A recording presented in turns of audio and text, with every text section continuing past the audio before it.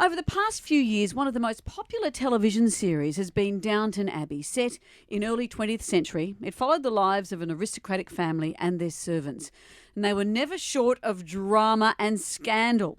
One of the much-loved characters was housekeeper Mrs. Hughes, played by Phyllis Logan. Phyllis joins us today. Hello. Hello. How lovely to be here. It must be strange landing on our shores just when the series has wrapped up. How have people responded to you? It's so loved. I know, everybody's been so lovely about it, and obviously it's very dear to their hearts. It was very dear to our hearts too.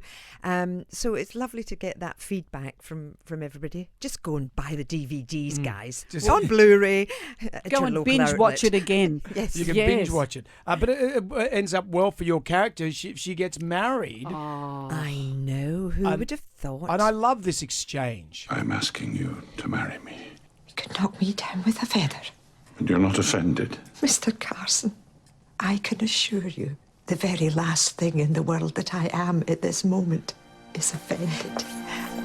Of course, I'll marry you, you old booby.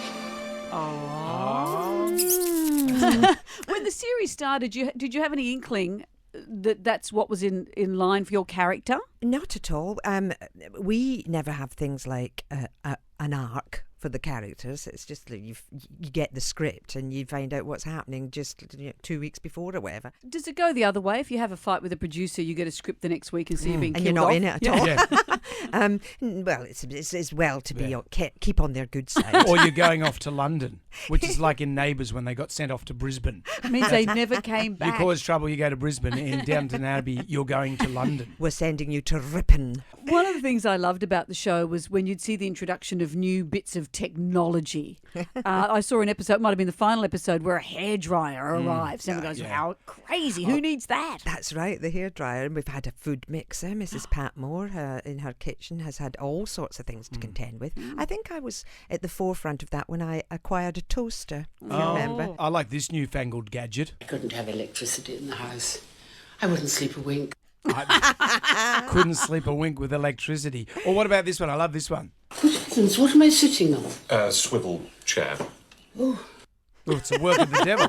What would the cast make of Snapchat or something like that? For goodness sake. Well, some of them would be, I can see all the youngsters being up for that. But the likes of, Mrs. Hughes or Mr. Carson, I can't see them. You wouldn't have had a Thermomix, would you? Yeah.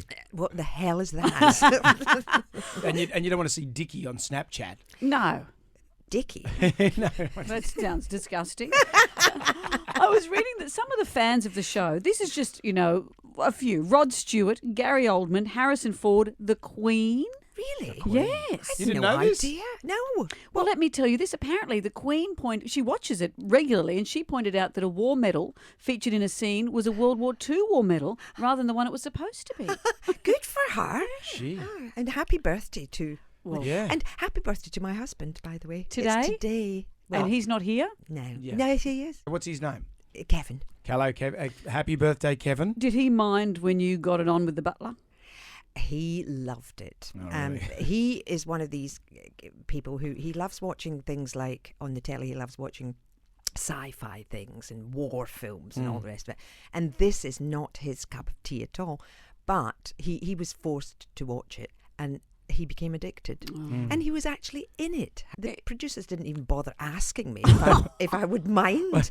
But no, he was in it as a rather horrible character. Wouldn't it have been fun if you hadn't known and you're sitting down to watch the episode and suddenly there he is in period costume? Yeah. Well, I did know because all the scenes he was in, I was in. We used to have to be picked up and go to work together.